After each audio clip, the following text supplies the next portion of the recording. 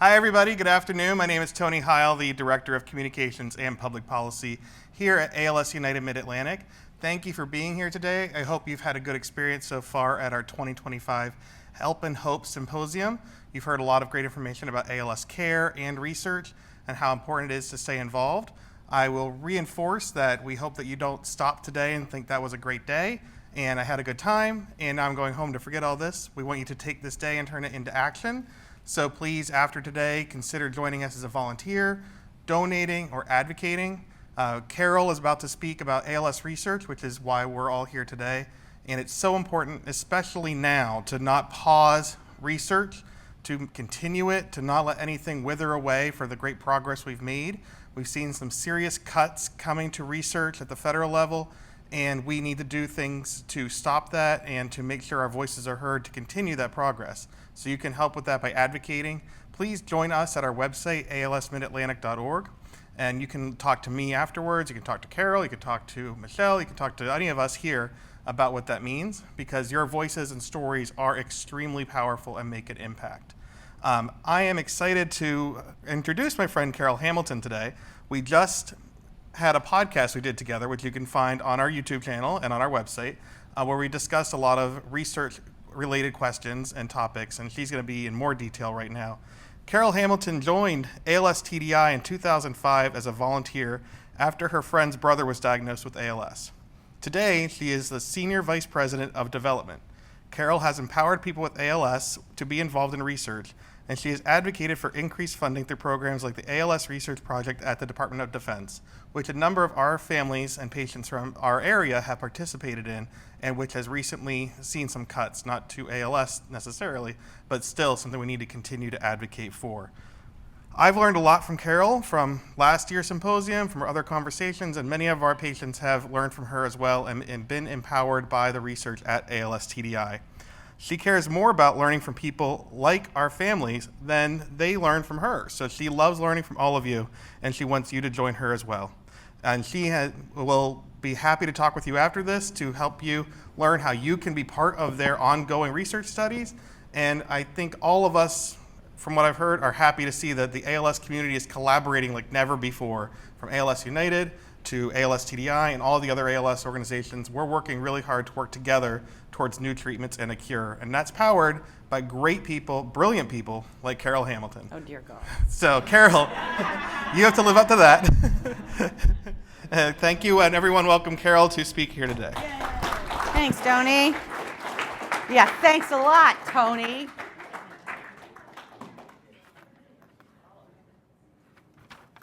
Hi, everybody. Guess what? I am neither a PhD nor an MD. So what that means is I'm super dangerous, and I'm hopefully going to be able to use words you're going to understand.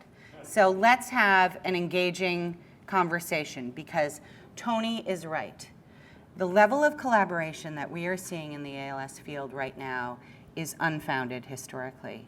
We are so grateful to be here, so grateful to ALS United Mid-Atlantic, and you're going to hear specifically some of the other reasons why we are grateful to them. And I am really grateful to you for sitting in these seats or your chairs in this room to listen to a non-PhD, non-MD talk to you about ALS research. But we're going to get through this together, because the only way we can advance research is if we do. So, yep, that's my title, super fancy. Please, we don't need to talk about that. All of the people that you see in these slides are real live scientists in our lab. This is Yiding. At ALS TDI, the ALS Therapy Development Institute, our mission is to develop treatments for people with ALS as quickly as possible. We are a nonprofit biotech. Kind of makes you have to stand on your head to think about, right? But think about it. Biotechs are where we develop drugs for ALS. But in industry, in a regular biotech, if they get a no, their investors pull, right? And it's over. If you're a nonprofit biotech and you have someone in your family living with ALS, you're going to say to us, hurry up and get to the next one, and we're going to be able to keep going. So that's what we do. We do drug development and we learn from people with ALS, and we use everything you teach us to advance and accelerate our ability to develop treatments. So we're going to talk about that. You also see here that we're cheap as hell. 87 cents on every dollar goes straight into the lab. And on the left, here's the story of how we started that makes us a little bit different. In the orange shirt, colors for ALS United Mid-Atlantic, is Stephen Haywood. Stephen Haywood was diagnosed with ALS at the age of 29. He is from Newton, Massachusetts. Our labs, by the way, are in Boston. And Stephen's family were all MIT-trained engineers. And they said, okay, whose job is it to cure this disease? We want to call them and say, hurry the H up. Well, you know, our medical research paradigm just isn't set up that way. So they decided to take responsibility and some ownership of the problem. And it really shows you what families like yours can do. Now, maybe you're not going to start in your basement, what is now the largest ALS research institute in the world. Maybe you're not going to do that, but you can do something. And being here is a start. So we lost Stephen. Hi, Stacy! We lost Stephen many years ago, but his legacy lives on at ALS TDI, where there are now 36 full-time scientists, 16,000 square foot lab dedicated solely to ALS. And this, by the way, in the center there is his wife Wendy on the other side. And in the light blue shirt and brown pants is his son Alex, who was born while Stephen was living with ALS. So we're a little bit different because while our science is blinded with our 36 scientists, our heart's not. This is where we came from, somebody's family's basement with ALS. And the Haywood family is still very much involved. I am godmother to one of the grandchildren in the Haywood family because this is personal for us. This is Andy. He will have a number of hairstyles throughout my slide presentation. So we discover and invent drugs in the lab. We partner to ensure those drugs advance into clinical trial. That's really important. We can't do this by ourselves. We know that. Our job is to get drugs into clinical trial, not just our drugs, right? I always say, I'm going to throw one hell of a party when a treatment ends up to be really efficacious for people living with ALS, no matter where it came from, and you're all invited. So we will partner with anybody to move this stuff forward. We play very, very well in the sandbox. We're a nonprofit, can't make any money. Our mission is to bring drugs forward. Whoever needs help doing that, we will help them. And we're going to have to do it over and over and over again, unfortunately, because of the heterogeneity of the disease. One drug that may help you may not help Stacy. We're going to have to invent a lot of therapeutics. Hopefully, we're going to get to affecting the prognosis of most of this population quickly, but we're going to still have work to do for a while. This is Dr. Kyle Denton. I mean, does he not look like he came from Central Casting, right? Kyle heads our cell biology team, and we're going to talk a little bit more about that in a minute. But just to give you an understanding, a little bit more of why you should listen to a single word I say, TDI, which we call ourselves for short, ALS Therapy Development Institute, we've tested more than 550 drugs in animal models, and that's not just cell models, animal models of ALS. So we've tested more treatments in models of ALS than the rest of the world combined. That's a lot of no's, but we're not giving up. We've gotten some yeses, and the yeses are starting to happen faster because we're learning from people with ALS. We're the first non-profit biotech to do anything because there is no other nonprofit biotech. We have the ALS Research Collaborative that we're going to talk about where, like Tony said, don't walk out the door today and be done. We need you to join this program. You can do it from your bed, from your living room, from your desk, from wherever you want. It's low burden. We need your help to do our work. And we collaborate with, well, this bullet point in here about Google is in here because I think it makes me look cool to say that we collaborate with Google, right? But they are the AI kings and queens and help us to use machine learning to translate what we learn from people with ALS into items we can measure to advance research forward. here's what it looks like in drug development. Oh, I can move, right? Yeah. So this is kind of the continuum. I'm going to hit the next thing because it does something fancy. There. Okay. So you're over here, right? And way over there, right? Sausalito, San Francisco, fair enough? Way over in San Francisco, a publication comes out that says, hey, a new gene has been determined to be relevant to ALS.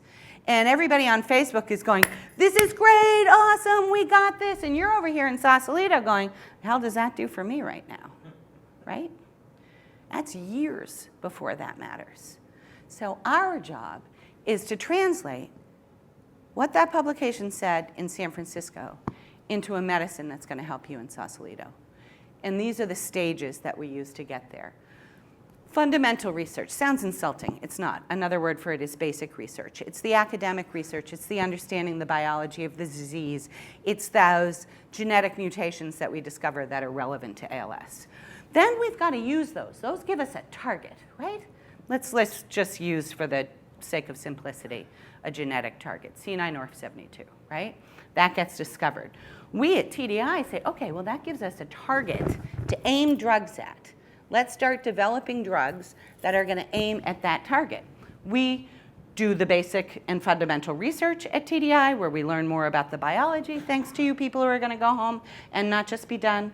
And then we turn it into targets. Then we optimize the leads, right? Sometimes you develop a drug to hit a target, but it turns your head blue. You don't want a blue head. So we've got to reformulate that until we have something that's going to keep your head as stunning as it is and allow you to respond to the drug. And that takes a while. It's a lot of iterations. Then we partner with people, because we're a nonprofit, we don't have enough money to do everything, to do the part that gets the drugs into people. That first little block, IND enabling, that's the work required by the FDA before you can put a drug that's only been in cells and animals into people. Often it involves primates. We don't do primates, but the FDA does require it sometimes. It requires more toxicology studies. It's investigational new drug enabling. It's what enables you to put that drug into people. And then, of course, clinical trials. Those are expensive. We have a $10 to $16 million a year budget. We can't do a clinical trial. So the deal is, what we do is we put this data package together, right? We do all of this and say, hey, we have this drug that we've tested in cells and animals over and over and over again, and it's still working in our hands. There's never a guarantee that it's going to work in people until you try it. And then we say, hey, company, take this data package that we've developed, and go run a clinical trial. Make $1 million gazillion. We hope you do. That'll be great. That's a win-win for everybody. But you have to do it in ALS. Even if that drug looks like it's going to cure cancer, sorry, you can do that later. You can make those gazillion dollars later. First thing you're going to do is help our patient community with the data that they have helped us to generate. Now, we're going to look at some of the steps along this continuum, so embed that in your brain. Some of the steps along the bridge, cell biology. So ALS TDI has a robust cell biology program. If you think of it, you don't want to take an idea and put it right into animals, right? Animals are expensive. Running a drug study in a mouse is about $350,000. And then you have to do it again and again and again. So you got to think of a funnel and how you're going to get to the point where you're going to invest that time and money into an animal. So you're going to start in cells. So you want to run tests in relevant cells like motor neurons. But if I walk up to you and say, hey, can I have some of your motor neurons? What are you going to do, right? We've got to figure out a way to recreate your motor neurons without splicing you open head to toe that we can use in our research as a cellular model of this disease. So that's where you've heard of them, iPSCs, induced pluripotent stem cells, come in. We can now, thanks to technology that was really only developed about 10 years ago, we can accept a blood sample or a skin sample from people with ALS, and we can reprogram those fibroblasts and those blood cells into motor neurons. And then we develop a model of you, your ALS, in a dish. Then we start to test drugs in those. And if it fails in your dish and Stacy's dish and everybody else's dish, we may not have something. But hey, if it does what we wanted it to do in those dishes, then we're going to move it on to probably zebrafish models, again, more proliferous, less expensive, and then into rodent models of ALS. So that's kind of how that works. Now, in this picture, see this good-looking thing right here? This thing? I would like everybody to put your hands together for ALS United Mid-Atlantic. That is a cell incubator that ALS United Mid-Atlantic and all of you helped to purchase for ALS TDI. And because of you, all of that work that I just talked about, being able to develop those models of people with ALS, real live people with ALS, is moving, again, I'm not a PhD or an MD, so that I can fudge this, 24 times faster. Don't tell any of my scientists I said this. So here's the thing. There are 3 people that run this equipment. It's attached, by the way, to a confocal microscope that allows you to see things in 3D and manipulate images. Super cool. So now, where we used to run 1 plate of cells at any given time with a scientist, a cell biologist, standing right with it that had to monitor systems and environmental conditions, it's now all automated, running 24 hours a day, 8 plates at a time. 8 plates at a time times 3 people, 24. That's how I got that. So it also runs 24 hours a day overnight. That means all of those people can now go do something else. So thank you, thank you, thank you, ALS United Mid-Atlantic, for supporting that work. It's helping everybody to move faster. Next along the bridge is in vivo and pharmacology. In vivo means think alive. Pharmacology, think formulating drugs, right? Okay, it passed the cells, right? It worked. Now we're putting it in animals. And you've got to run a really robust experiment. At ALS TDI, we have SOD1 animals, we have profilin animals, we have TDP43 animals, and depending on the type of drug that we're testing, we might use 1, 2, or 3 of the models. SOD1 animal is considered the gold standard. It's the best characterized. We understand it the best. But here's something that I want families to think about. I think this slide makes me look smart too, right? I was cool with the Google, and this makes me look smart. But here's all you have to know. If we ran, these are all drugs that have been tested at ALS TDI. Remember, there are really, in actuality, 550 of them and counting, because I don't know how many are being tested right now in the lab. But your eyes go to the outliers. You don't have to know anything. I'm going to tell you what to believe. I'll do it for you for all aspects of your life if you would like me to. So up here, your eyes drawn here, right? Pull your finger down, lithium. So in our hands, lithium exacerbated disease. We ran it a number of times, but a publication came out saying, throw out your wheelchairs, everything's going to be fine. Lithium cures everything. They ran their preclinical work using 12 animals. We use at least 40, and then you run it again. We gender match them, we litter match them, we genotype every animal, we quality control them. They ran them in 12 animals. We kept saying this exacerbates disease. And one thing I know is if you only get 1 or 2 shots at a clinical trial, I don't want you going into something that's going to hurt you.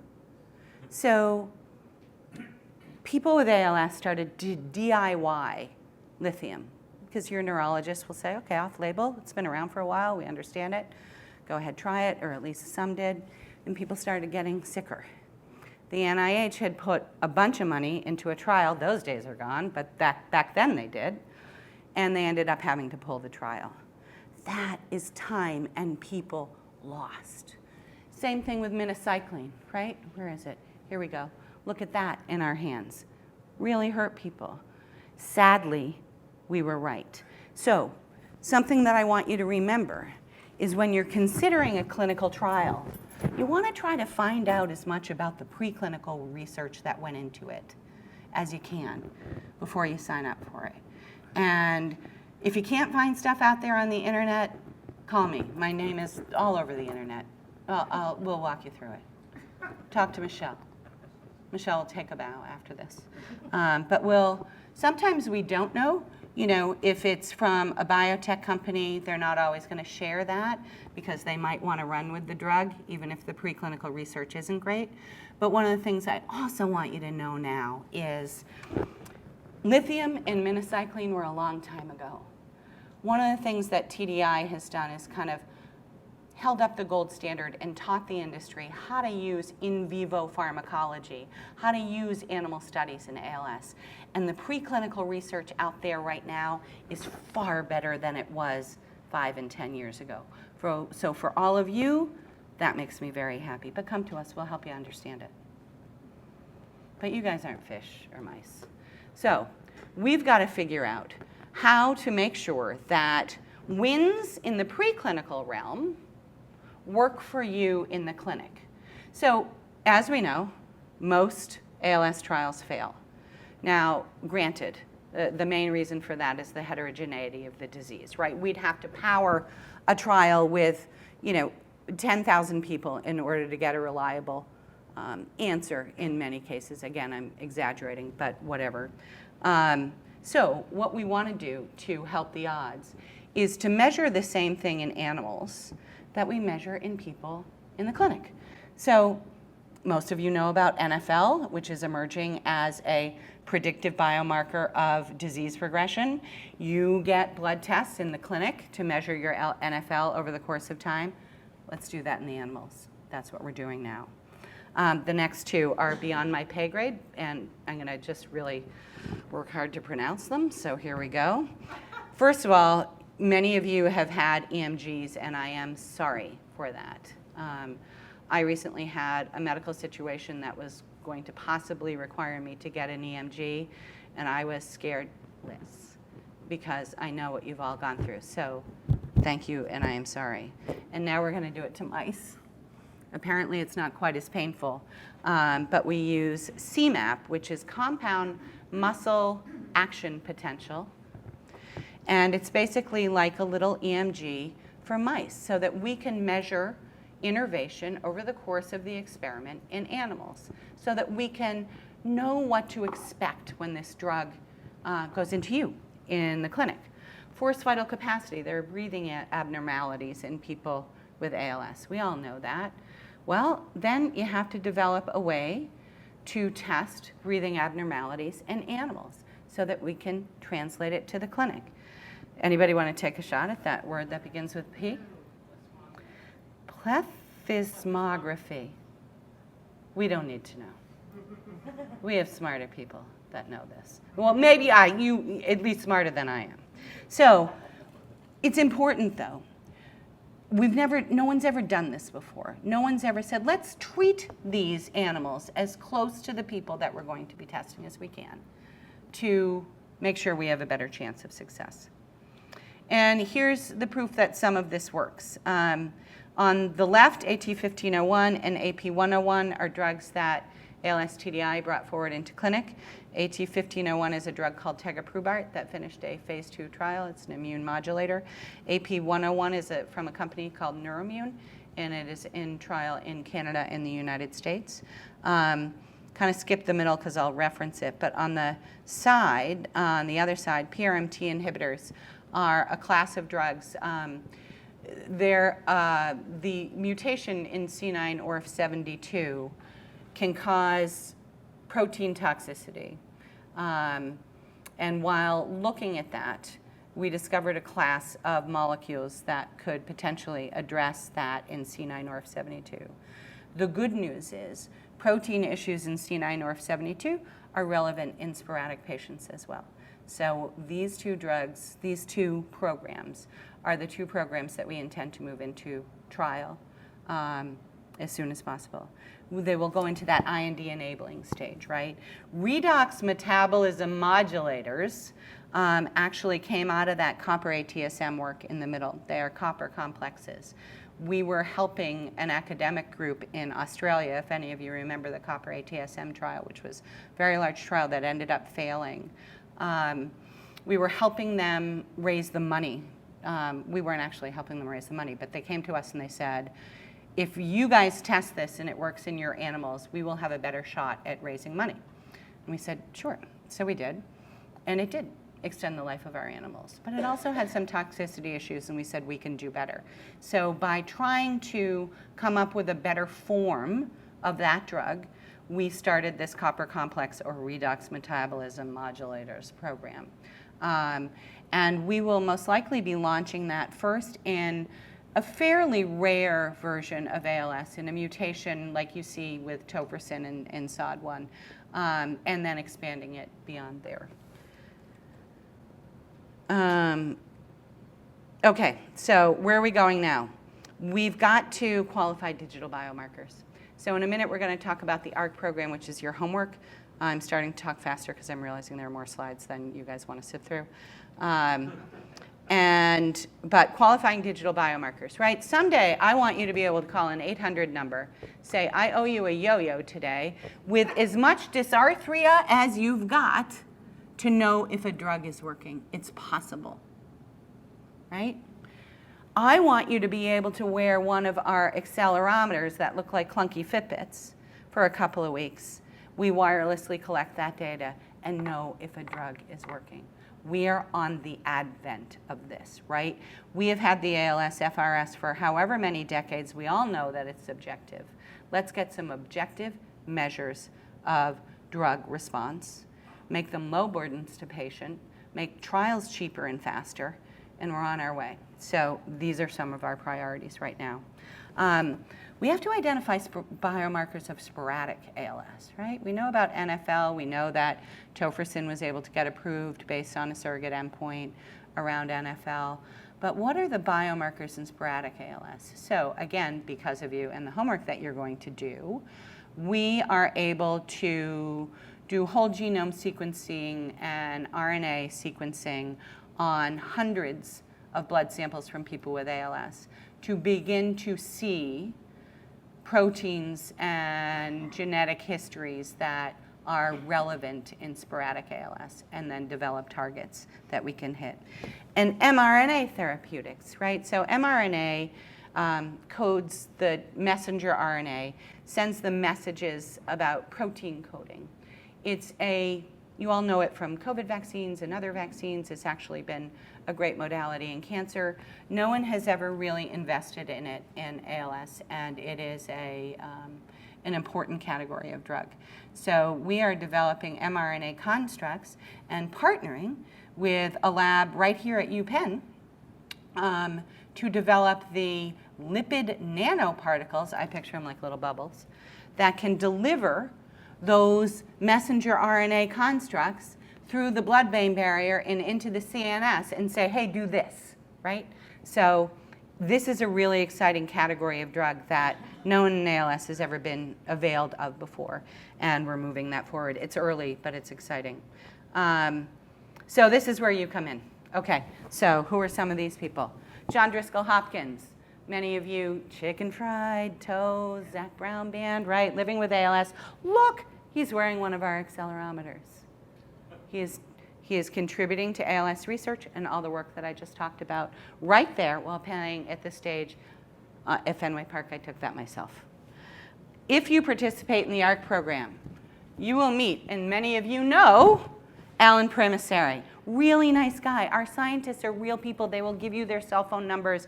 They're not scary. They're not going to judge you if you can't say plethysmography. They can't either, probably. Alan runs the ALS Research Collaborative. You're going to be in touch with him. He's a person. You'll get to know him. You will enjoy communicating with Alan. This homework is actually fun. Fernando Vieira is the CEO, CSO of the ALS Therapy Development Institute. You might talk to him, too, if you're lucky. He's pretty awesome. Andrea Peet has probably contributed more data to ALS researchers than anyone on this planet. Andrea, if you don't know, has had ALS for more than 10 years, and 3 years ago finished 50 marathons on a recumbent trike, one in every state. So there's plenty of living to be done. And while you're living, let us collect your data. There's Andrea again. Isn't she cute? And there she is with an accelerometer. So we collect data from people with ALS. Then we turn it into all of those programs that we already talked about. So if you thought those were cool, our scientists can't do them unless you do it. Here's what we collect. All the surveys. You've been in other talks today where people have talked about surveys. Yep, you're going to get them. Sorry. But we want to know, did you grow up next to a toxic dump site? You know, that's an important thing to know. Were you a member of the military? Did you play pro football? Right? We want to know all of this stuff. We want to know all of your clinical scores. And this is all put in by you, the person with ALS, into a proprietary web portal. And the coolest thing is, every bit that we glean from all of this, we're going to share right back with you. So you're going to have your own web portal, and all of this is going to be tracked for you so that you can bring it into your clinician and talk through it.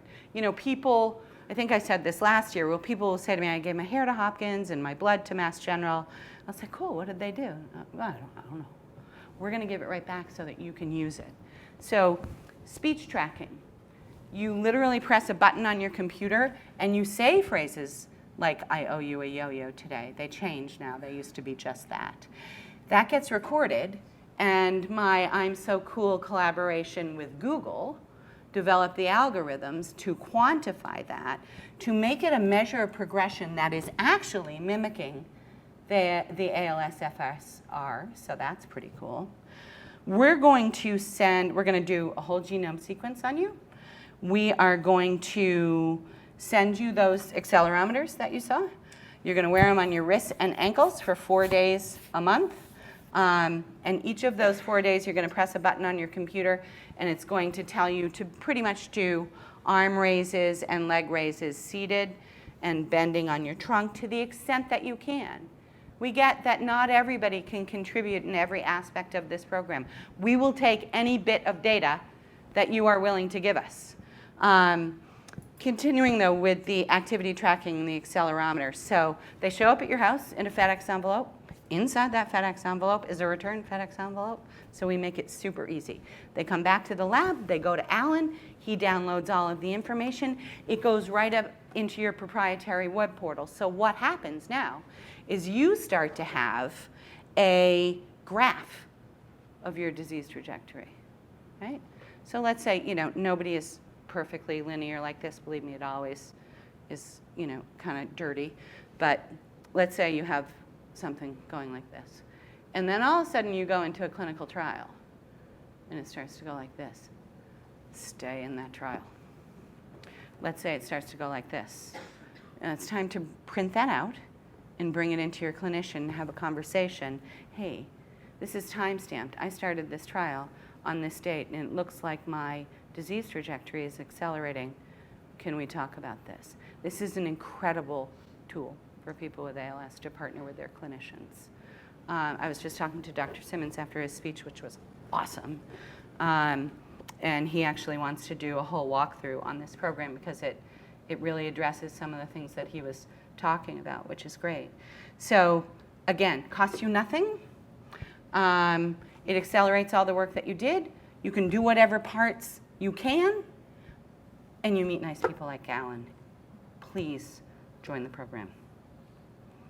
And we now can incorporate, if you are willing, your electronic health records. So many people will ask Michelle or me, why did I get this? I fell in the driveway like 2 weeks before I was diagnosed and I hit my head. Do you think that's why I got ALS? Two biggest questions. Why did I get this? And what's the best trial? No easy answer to either one of those questions. But we're going to start to learn more about it. You may have, now certainly if you had had cancer a year ago, you would remember that, right? But you might not remember every change in a blood level that you had from 6 years ago, which is contained in your electronic health records. It's anonymized. We have data scientists who are using OMOP, can't even remember what it stands for, but she'd be proud of me that I even remembered that, right? Basically, to take all of that qualitative data and put it into, this is the way it was explained to me, Excel spreadsheets, right? Figuring out what to name the columns, and then we can start to assign numerics to all of that. So knowing people's full medical history, if you are willing to share it, doesn't go any further than this. This is all HIPAA compliant. I don't see any of this. For this, you do have to be a PhD or an MD. I do not see your data. It is just the clinical team that does. But again, if you are willing to provide this, it could be very helpful to the field.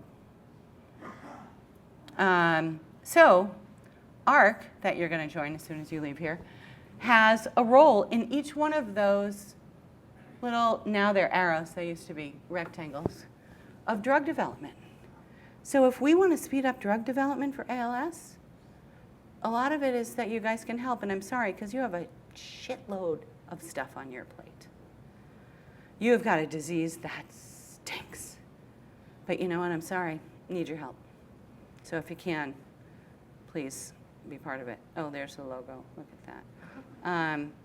So I think you get it. The goal is to develop new targets to aim drugs at, to come up with digital biomarkers so that you don't always have to get your blood taken, you don't always have to do your, ALS FRS, to identify and validate blood-based biomarkers like NFL, and to partner with you guys to end this disease faster. So that is ARC, stands for the ALS Research Collaborative. ALS.net is our website. You will find it right on there, and you can hit a little enroll. Super easy. And that's enough for today. That's all you have to do. Hit the enroll button. So, blah, blah, blah, right? This is a blah, blah, blah slide. Because I said all of it.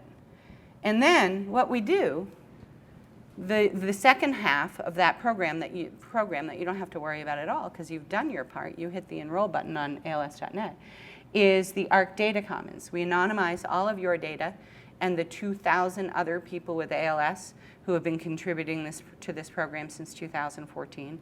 For any data nerds, there are 45 terabytes of data in this program. It's more data on ALS than exists anywhere. We anonymize it.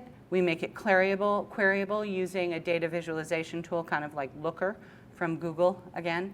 And then we share it with every researcher on the planet. So if you are a drug company in Bangladesh who is looking to develop potential treatments for, I'm picking on C9orf72 today, C9orf72, and you want to better understand people with C9orf72 mutations who have been exhibiting symptoms for more than 3 years and live in underdeveloped countries, you press a button and all that data comes up. Their entire whole genome sequencing, their response to medications, trajectories, all of it. We can't mine 45 terabytes of data by ourselves. We need partners like ALS United and you guys that are helping this work to go faster, and every other researcher on the planet, because we can't do it alone. So we're sharing it. That's what it looks like. So see this? Right, this is obviously a point in time that was a while ago when I first printed off this slide or stole it from somebody else's slide deck, more likely. Shows you the countries that people are in, gender distribution. This is the dashboard. This is the page one. And then you start to, researchers can click on each box and start to get more and more and more and more granular so that it informs their work and moves their own work forward. You can do that. So cool. And here are a bunch of publications that have already happened because of other researchers using this data to leverage their own programs. Many of you have heard of the reversals program with Dr. Rick Bedlack at Duke. That reversals program now kind of lives at ALS TDI because the point of it is to take the data that we see from reversals and then test it in a bigger set, right? Say, does this hold true across all of the data that TDI has? Mass General published with us to show that our voice analysis that we do and using accelerometry, those clunky Fitbits, can predict the ALS-FRS score with 75% accuracy. Now, some might say that that's more than 100% because the ALS-FRS might not be 75% accurate, if you know what I mean. But again, imagine being able to do this by just wearing a goofy conversation piece on your wrist. So that was a partnership with Mass General. So it's starting to happen. Now, just this is an aside before I stop. How am I on time? It's 3:02. I'm what? You're good. It's 3 o'clock. You're good. Okay. ALS Trial Navigator. This was referenced this morning in this room. If you are looking for a clinical trial, and remember when you are, feel free to call us. We will help you. We will help you to understand the preclinical work behind it if you'd like. But this is a far user-friendlier way to search for trials than clinicaltrials.gov, which is wicked scary and uses words like whole body plethysmography. This does not. Last year, I think when I spoke to the group, I asked if anybody uses that Intuit product. What's that tax product? TurboTax, which I use TurboTax, and I like it because it like holds my hand and tells me I'm doing a good job the whole time, and I'm so scared. And then they say, "Don't worry, you're good." And I say, "Oh, thank you, TurboTax." So this is kind of the TurboTax version of that. It's not scary like clinicaltrials.gov. It's going to ask you nice questions along the way. So what matters to you? Where do you live? How far are you willing to go? Do you have a genetic mutation? What's your ALS-FRS score? And each question that you answer, it's going to show you how many trials are going to print up at the end. You can go back and do it 50 times and answer things differently if you want to. Then at the end, you're going to get a list of trials, and each one is going to have a QR code on it that will take you to that trial website. But most importantly, you're going to print that off, and you're going to bring it into your clinician, and you can talk about these trials. This is what I got while using the TurboTax version of clinicaltrials.gov, the ALS Trial Navigator, at TDI, and I want to talk through some of these and see what you think are the best for me too. One of the cool things about this is it was developed in coordination with a gentleman named Pat Dolan, who has been living with ALS for a lot of years. Pat is whatever you call a person who does maps, and so we have a guided trial finder, which is kind of the question and answer that I talked about, but you can also do it geographically, and a person with ALS is responsible for having done all that work. So very grateful to him, and very, very grateful to all of you who have so far participated in the ALS Research Collaborative ARC, and those that are going to press that little enroll button later when they get home. I really mean it, though. We can't do it. We can do it without you, but it's going to take longer. So if you are frustrated by the pace of ALS research, you truly can do something about it. If you are ever in Boston, please, we will give you a tour of the lab. You will meet all of these people. You will see that people are actually doing the work to save your lives. You'll meet Alan. Whatever Michelle Dupree and I can do to help you to feel comfortable with ALS research, we will do that. And know that in the meantime, I am so grateful to the Mid-Atlantic community for all that you are doing for this field. So thank you very much.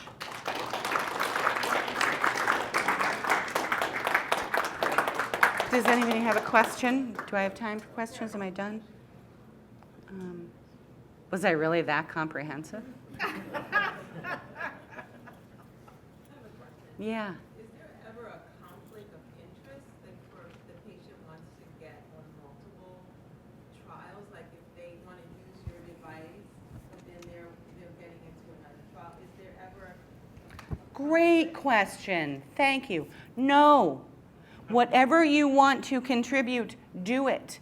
The ALS Research Collaborative ARC is not a clinical trial, it's a clinical program. So it does not preclude you from being in a trial. It does not preclude you from contributing your data anywhere else. Thank you for asking that. Yeah? So if you're on a clinical drug trial Yes? and you do this study with you folks and tracking and trending, do you share any of that data with the company that's doing the drug trial? It would be useful. Yep, so they can sign a data use agreement, and they can then mine the data.